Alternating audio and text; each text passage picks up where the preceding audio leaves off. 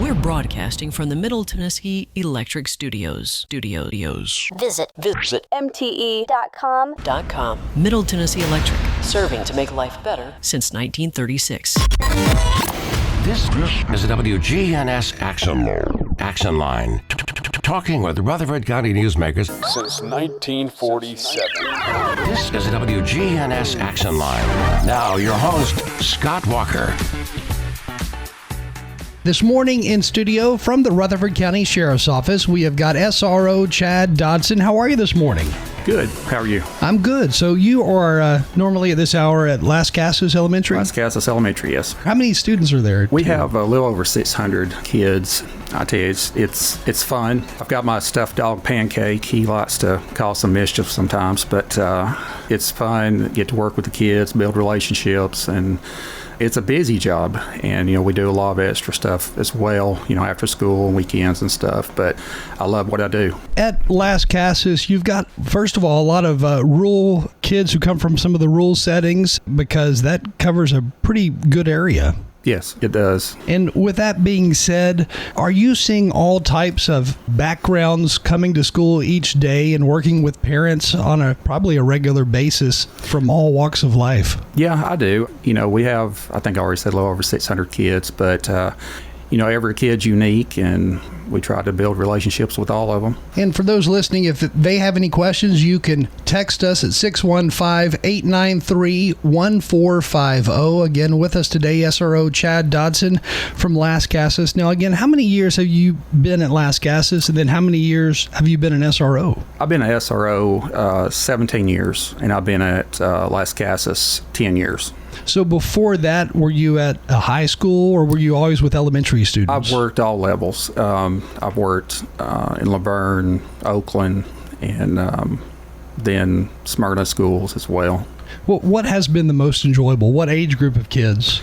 I tell you, I love the little ones. I love them all, but I loved every place I was. But, I love the little ones, and we get to do a lot with them, and I'm sure the teachers sometimes probably don't love what I do, but get a little mischief going.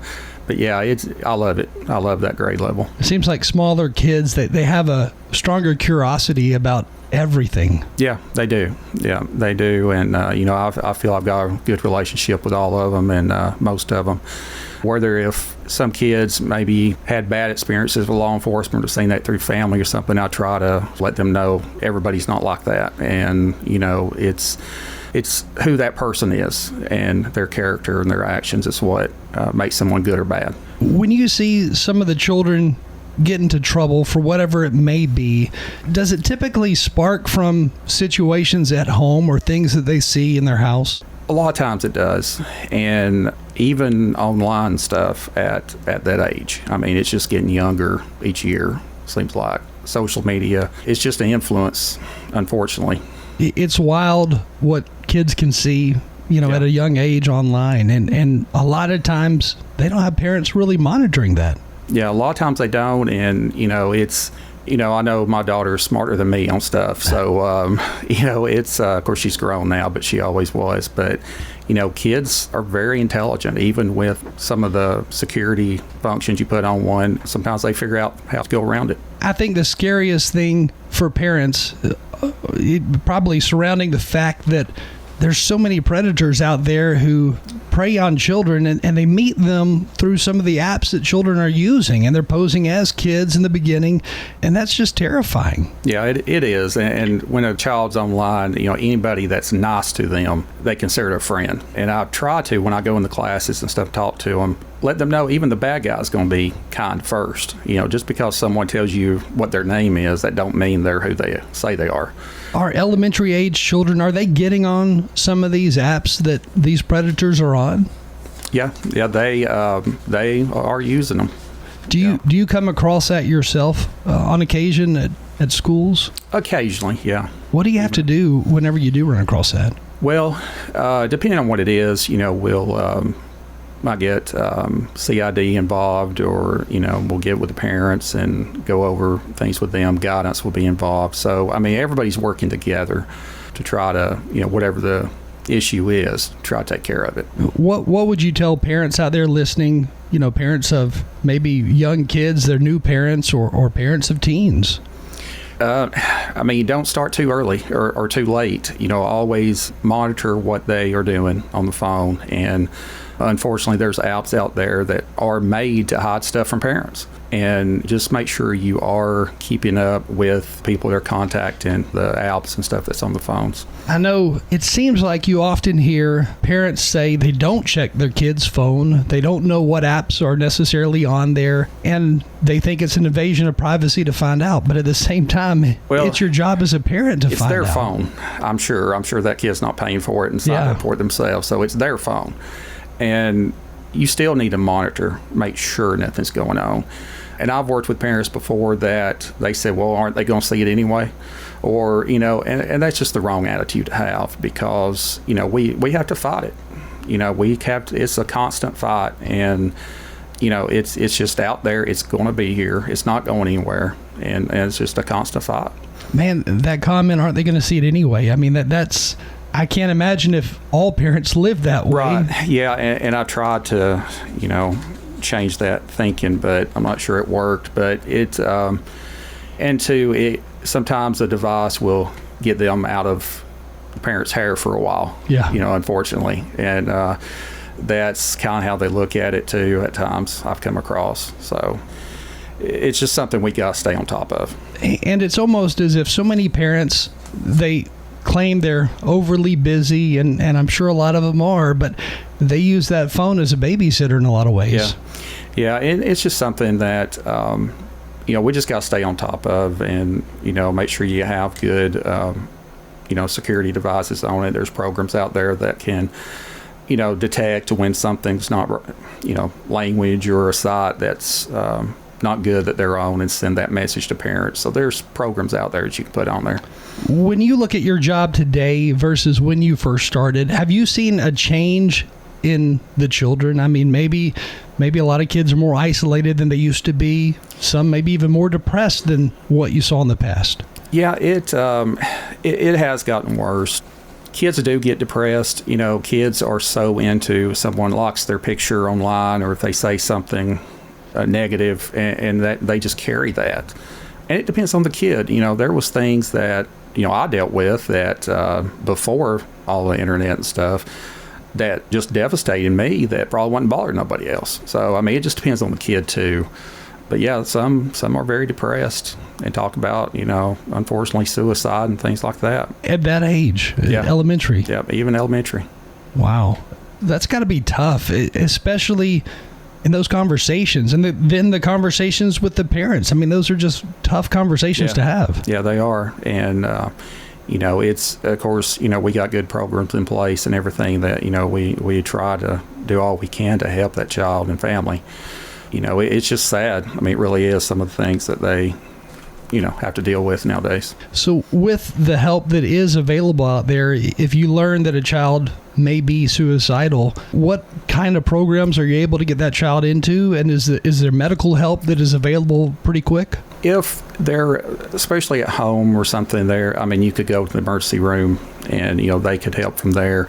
Youth Villages is one that gets involved with a lot, and our guidance counselors are real good, and they have connections with all those. So, if it's something that they are dealing with, maybe, of course, if it's an emergency, of course, to me, any kind of comment like that's an emergency, but you can definitely go to the emergency room or call an ambulance. And then if you have something going on at school, or maybe just parent issues, or not really just parent issues, but family issues at home or something, they can always contact the guidance counselor. They have programs and stuff they can help with. One of the questions that somebody just texted in, it asked, how do you balance being a law enforcement officer with being a friend, and it says an advisor, but I think they mean being a leader to children in the schools? The SRO division, we have the concept of triad plus one. So we are law enforcement. We do informal counseling and teaching in the schools, but the plus one is being a role model. So we want to build those relationships where the kid is comfortable coming to us. And I want to build, and I feel I do, have that relationship with most of my families. They're not afraid to come to me if there's something going on.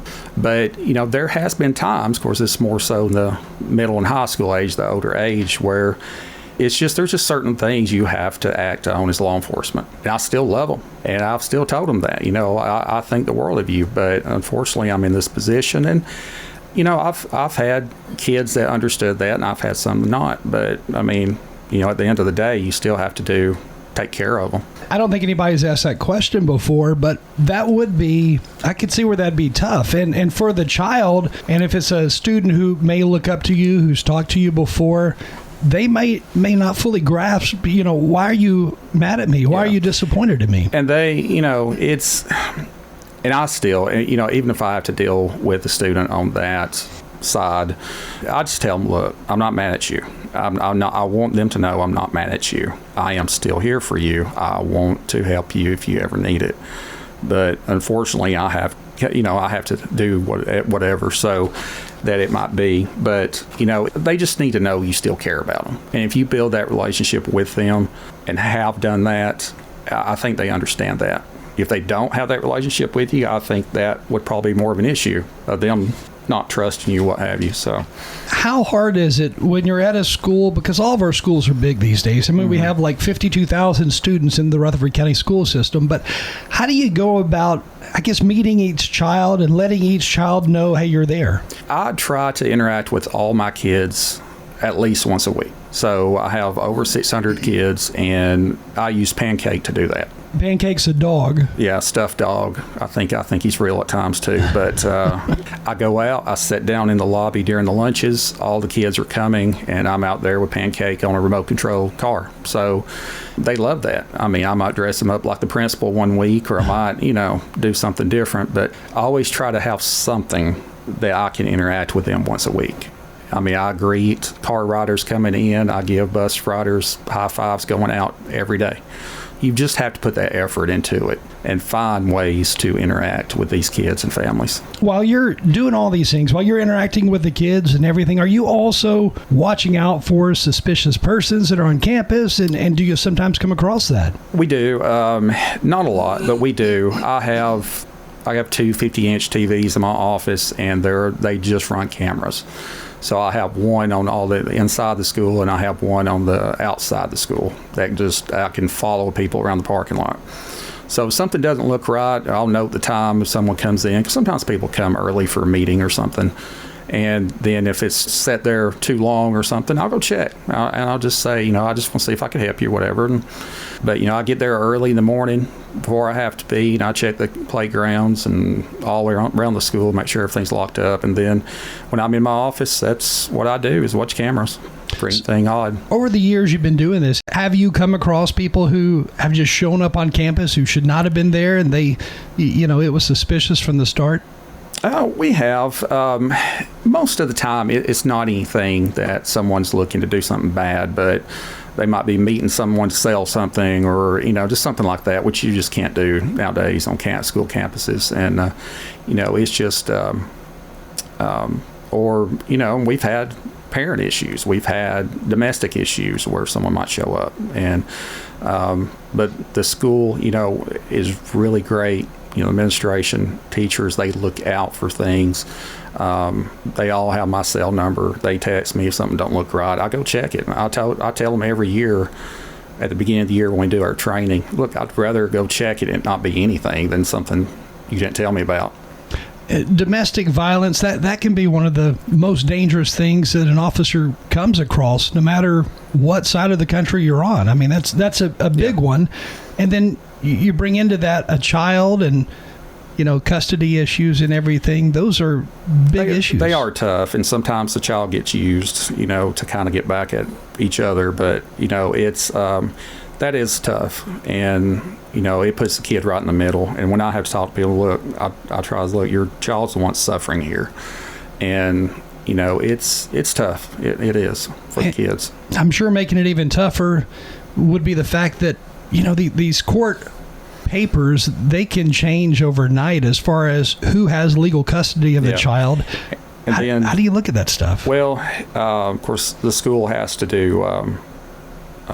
They go through the central office, their legal department as well, and they have to put it in the system. And, it's just one of those things that, and what kind of runs into a problem at times is the paper may have changed and the parent never brought it to the school. So that is sometimes an issue. So parents out there listening, if they've been through a divorce, if they're going through some kind of custody battle, they should keep that paperwork with them, I guess, at all times, at least when they have the kid with them. Yeah, keep it with you, especially on order of protection. I mean, you just need that with you. Make sure the school has it. As soon as you get it, make sure the school has the updated version of it. And what mechanisms are in place to ensure that the wrong person doesn't leave with a child? Well, the school, of course, they have to be buzzed in, and they have to be in the system where they can check them out. So it's not like just anybody can show up and get a kid. But that, the parent needs to be the one to update that as well as it goes along. And sometimes they don't, but if something doesn't look right or something, I mean, they'll call the parent. So. And these days, I guess every school has a system where they scan the person's ID if they're coming there to pick up a child early or whatever they say. Yeah, we have the Raptor system. And what that does, it checks against sex offenders or any, things like that. So once they confirm that, once it's scanned in, it sends messages to me, other SROs and central office. So, but yeah, there's a lot of alerts go out when that happens. So when those alerts come to you, if it's at your school, I guess first thing you do is head to that front office. Yeah, wherever that is, and that's where it's going to be. But yeah, go up there, and then I'll look at the screen and then take over from there. I'm sure those could be tough and awkward conversations, especially with you got one parent who they want custody of their child, but they don't have it, and they're trying to figure out every way they can to get that child and take that child with them. Right. Yeah, it is. It's just a tough situation. Sometimes the school gets brought in the middle of it. It's just sad for the kids, but, I'll try to help anybody I can. But, I also want them to understand that we're going to keep the peace there because the kids are going to be safe.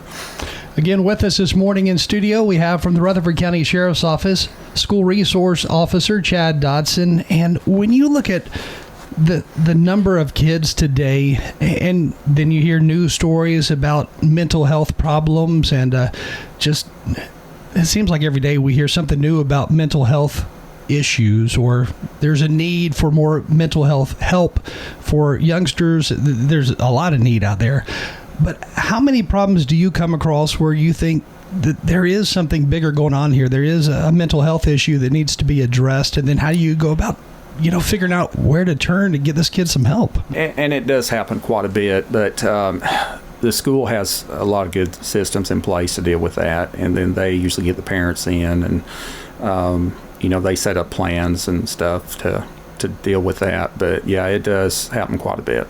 And then when it comes to student behavior, when you're addressing it versus when the principal is addressing it, how do you decide when to step in versus this is a job for the principal, not for me? Well, we're not disciplinarians, so it's if it ends up being a possible inappropriate touch, or if it ends up being something online or something along those lines, sexual battery or something like that, then we would be stepping in as well to work with them. So, and then just whichever direction it would need to go from there.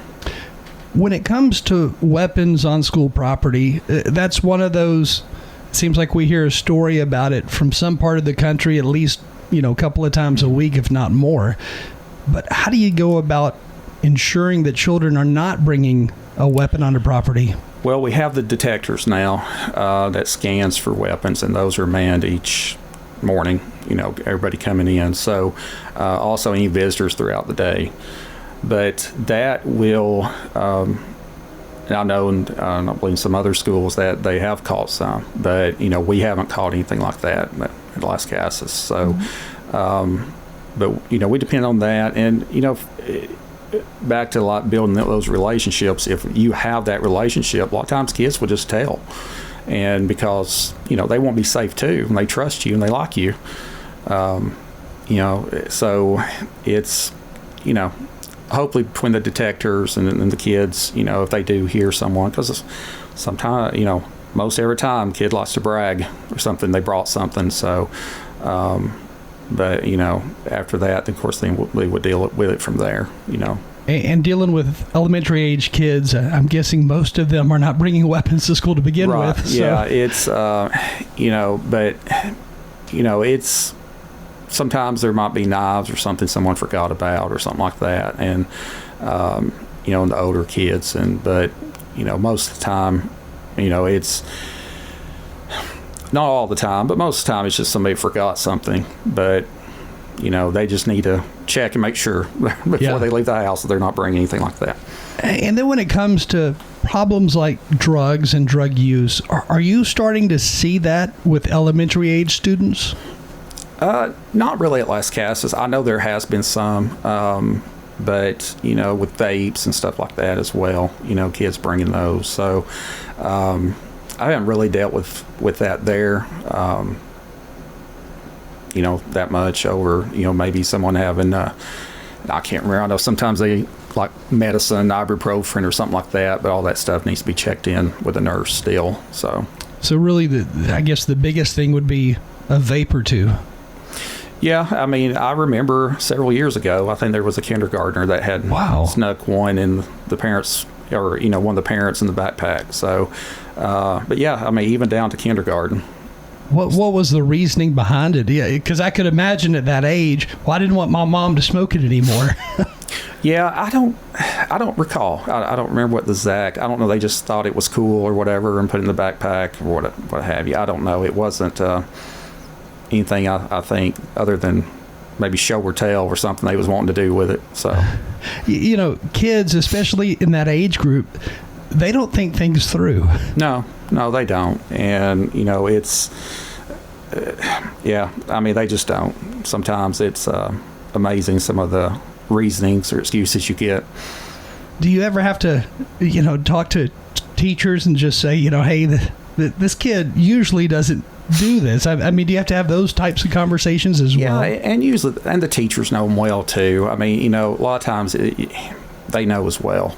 Something's just off. That it's not really, that kid. So I know when the Child Advocacy Center, when they visit us on the air, they talk about how it's often the teacher who is that first main line of defense who recognizes, something is different about this student.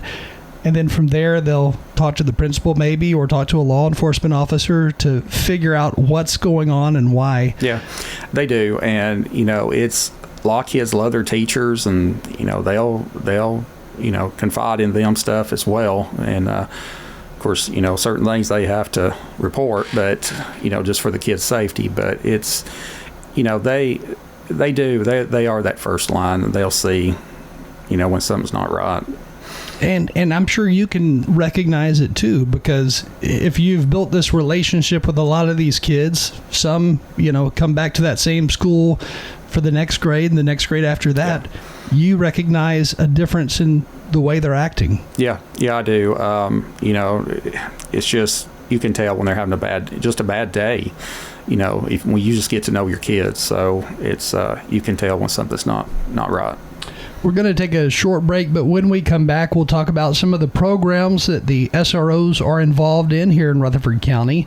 So stay with us. Right now, the time, 8:43. Again, stay with us, and we will be right back. WGNS is powered by Middle Tennessee Electric. Since 1936, MTE has provided the reliable service and peace of mind we count on. Manage your account anytime at MTE.com or through the MyMTE app. This message brought to you by the Central Tennessee Regional Solid Waste Planning Board. Visit RecycleRightTN.com for tips, ideas, and locations on where to recycle near you. That's RecycleRightTN.com. Recycle right, it's all on you. Don't be trashy, recycle classy, recycle right, Tennessee. Go to RecycleRightTN.com. Recycle right, Tennessee. Do you want your money to work hard for you? Who doesn't? South Central Bank has 2 CD specials that will help your money grow. South Central Bank has a 5-month CD with an annual percentage yield of 4.15% or a 25-month CD with an annual percentage yield of 3.8%. 2 great ways to put your money to work. You choose the term that works best for you. $500 minimum balance to obtain the APY. Stop at our location at 1602 West Northfield Boulevard in Georgetown Park today and take advantage of our 2 great rates. South Central Bank, member FDIC, equal housing lender. Hi, this is Dan with Music World and Drummer's Den. Our prices are as good or better than the box stores. I don't think you'll do better by shopping online than you would by coming in. Being able to hold a guitar, try it out. You can't do that online. I am absolutely sure we have more selection of instruments than anybody else in the area. New and used. We have used instruments as well as new ones. Music World and Drummer's Den, 2762 South Church Street, right across from the golf course. Thank you very much for being our customers. The Action Line on FM 101.9 and AM 1450 Murfreesboro, FM 100.5 Smyrna. Listen and watch at WGNSradio.com. This morning with us in studio from the Rutherford County Sheriff's Office, we have got SRO Chad Dodson, and he is at Lascass Elementary. And so again, you see and hear about, I guess, different stories and different problems involving kids every day, but you're also there for, I guess, some of their more joyful moments and things that happen in their life. Yeah, I am. It means a lot. I had I believe it was last summer, I had a former student that invited me to her wedding. So stuff like that, I mean, when you have those kind of relationships, I mean, that just meant a lot to me. When we do programs at the school, I try to be involved with all of those and, compete. Well, I say compete. I did a little pre-K racing cardboard cars not long ago, but it's not always competing, but just be there and take a part of them. And, especially when you see, a child that started kindergarten and they're now they're 5th grade, a couple of years ago, I got to experience that for the first time. I mean, just you see them grow up. And I'm sure it's whenever they do stuff like invite you to a wedding, I mean, years later, that probably speaks volumes. Yeah, I was very touched and humbled with it. But it meant a lot. It meant a lot. One of the questions we got during that last break, it asked about what do you do in situations where you have to respond to a threat that is at the school, that comes into the school in some way? Well, it just depends. Of course, we have a system set up and a safety I don't know what word I'm looking for here, a safety plans in place. Of course, we don't release those details of that or anything, but we take anything serious that comes in, and we work it to make sure it's not credible. Yeah. And I guess that's the number one thing you got to figure out, if this is a real threat or if it's some kind of false threat. We're going to take it serious regardless, and I don't, you just have to. You have to take it serious. And then as far as training, because we do hear about threats all over the country every year and how they do change over time. Some are posted on social media. Some are phone called into the school. But are you going through different types of training each year to get updates on, this is the latest craze that's happening with school threats? We do. Each year we do a back-to-school training, SROs do, and we, try to get updated on, anything going on as well. But, I mean, throughout the year, things happen too. But, we have a good network as far as, it being relayed to us. So we try to keep up with the latest trends there, I guess. So. What are the biggest changes you've seen over the years in students and also in student behavior? Probably just, it seems like there's a lot less respect nowadays, and it's just, and I keep going back to social media, but it's just everybody believes, well, I say everybody, not everybody, but a lot of people, they believe whatever's on social media, and they don't even check it out to see if it's true or not. And, that's something I try to, tell them too. It's okay to be passionate about something, but make sure it's true and, research that. Don't believe everything you hear online.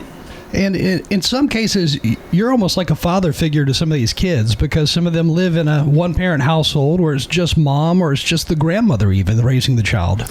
Yeah, and I've had some kids tell me that. And, it's just, I try to help them all. And, I want to be there for them. I want them to know I'm there for them, because, it doesn't do much good to say something if you're not putting the actions behind it.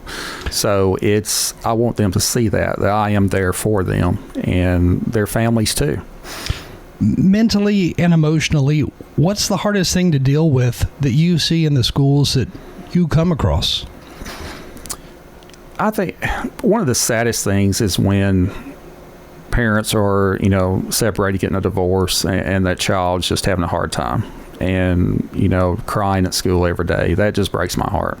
So it's just, it's just sad. When I hate seeing a child hurt at any time for anything. Because you're not that child's parent, and the children look at you different from a parent, and in some ways, in some situations, do they open up to you and say or tell you that they feel like they're the reason behind their parents' divorce? Because you always hear about that from counselors, that the children take on that burden as if it's theirs. Yeah, and they do, and I try to, and I try to be pretty transparent. Of course, my childhood wasn't the best in the world, and I try to be kind of transparent to a point with that, and and I'll mention that, look, it's not your fault if something going through, because sometimes family makes choices that affects us, and those consequences affect us as kids, but it's not your fault. And I try to make sure, and I've even had kids come out and thank me for saying that before, because they were going through a hard time with that. I've talked to adults today who they hold on to that from their childhood. Yeah. They hold on to that divorce their parents had, and for some reason they tie it to their behavior. I mean, you hear about that today, 30 years after somebody's parents got divorced. Yeah, it does. And there's still things from my childhood that pops in my mind at times. So, you do. I mean, you hang on to that. And I think sometimes we just don't realize, I guess, how much that's affecting kids, our decisions and stuff that we make. Do you think some of your childhood went into making you want to be an SRO today? I think it has, to the point of I want to make a difference. And, I don't want to just fill a seat and a position, but I want to make a difference. And whatever that may be, telling the kid that it's not their fault in the classes, make sure they know, it's going to be okay, to the point of playing with a stuffed animal at lunch. I just want them to know that I care, and I want to do what I can to help them, at least put a smile on their face if things are not going right. You're wearing a lot of different hats within the schools. I mean, you're not just a law enforcement officer. You're also a counselor and a father in a lot of ways, a friend. I mean, there's just so many things that you're doing there. It is. There's a lot of a lot of positions you kind of feel doing that job. When the programs that SROs are involved in, when they take place, do parents show up at a lot of those, and do you have a chance to interact with a lot of the parents? I do. There's some that we, of course, we get to see more than others, but of course, I think the most recent coming up is the Special Needs Kids Fun Fair we do each year, and this is the fifth one. And this year, Redstone Federal Credit Union is sponsoring it for us. Get to see a lot of kids, and parents too, some during that time. But it just depends on the school's field trip policies and stuff, if parents come or not. So all of them's not going to have, parents with them. But it's we're going to have about 700 special needs kids this year. And that's the SRO Special Needs Kids Fun Fair, March 27th. So is that at one particular school, or are you having events at multiple schools? This is at Lane Agri Park here in Murfreesboro. And there are times, elementary has a time they're coming, and then middle and high school has a time they're coming, after that. But we do a petting zoo, carnival type games, face painting, and a magic show, just so they can, have a special field trip day. So that's going to be, again, March 27th. And for those listening, so there are 700 special needs students within the county school system, and that's literally all ages. It is, and there's actually more than that, but these are the ones that said that they were going to attend. So we'll have 700 and have some peer students, student peers with them.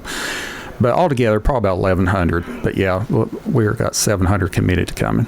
And we are growing rapidly, so that number obviously goes up each year. And I'm sure you have a huge amount of staff that are helping out with that. We do have, of course, central office, special education department, nurses, school nurses come. We have about 100 volunteers because we have emergency vehicles, that will be set up as well. For the kids can see the vehicles, talk to first responders, and they just kind of move about on their own to what they want to do. Another event, one of I guess most parents out there, their biggest fear is the day that their child gets their driver's license and drives. Yes. But the SRO program, you've got special teaching programs that are available for kids who are beginning that driving for the first time. Yes, we do. It's called Drive. I'm the coordinator of that program, and it's a defensive driving program for teens. It consists of a Friday night online class, and we cover topics anywhere from driver responsibility to road rage to severe weather driving to hot car deaths, even to talk about distracted walking, because we're all pedestrians at some point, and bike safety. So we have that class, and then usually the next day, the Saturday, we do a hands-on driving course, and that's usually at Lascass Elementary, and it's from 8 a.m. to 3 p.m. So are you literally driving with that child, that student? We are, but we don't go out on the roads, but we do set up courses in the parking lot, work with them, on their experience level. We have some that may have 3 hours, and we got some over 100. So, we still work with them. Are kids scared of driving? Because it seems like kids are not into cars as much as they once were. No, they're not. We see that a lot. Kids just they just don't want to drive, a lot of them. And, I couldn't wait to drive, but, it's nowadays just different. It really is. Yeah. So it's, but yeah, a lot of them just don't want to do it. And, we try to encourage them. Like I said, we work with them on their levels and teach them, hopefully how to be safe out there on the road and watch for other drivers that probably shouldn't be on the road. Yeah. So it's, and I do a follow-up class for the parents the next week. It's optional. Just go over lots of stuff we taught them, and then how to teach your kid to be defensive drivers. So I wonder what's behind that whole thing of kids just not really being into vehicles like they once were, because like you said, I couldn't wait to turn 16 to get my license. I know, I couldn't either, but it's I have no idea, but it's got to be the internet and social media, because they're on it a lot of times 24/7. Yeah, they all got their phones. They do. And then also coming up, the Junior Deputy Academy and the Operation Full Plate. What is that? Junior Deputy is a 3-day law enforcement experience that we do at the end of the year for 5th graders going into 6th grade. And it's offered to all the county elementary schools. And then it's kind of like a mini police academy. We teach them about the sheriff's office, different things within the sheriff's office. And I wanted to do something to it. Of course, I coordinate that program, and I wanted to do something this year to kind of give back to the community. So we've added a food drive called Operation Full Plate. And this goes to benefit Atlas students within Rutherford County Schools, which are Atlas supports students that experience homelessness. So this is going to go to benefit those kids throughout the summer and probably into the fall as well. Right now, the last number I have is about 1,300 kids, Atlas kids, and we're asking students that come to this that, if they bring food, but I knew we wouldn't be able to meet all that need. So I have reached out to some churches and businesses that are helping us as well. And anybody listening would like to help would be glad to see their help. For those listening who may not have a child in the school system right now, if they want to donate canned food or something along those lines, what do they need to do?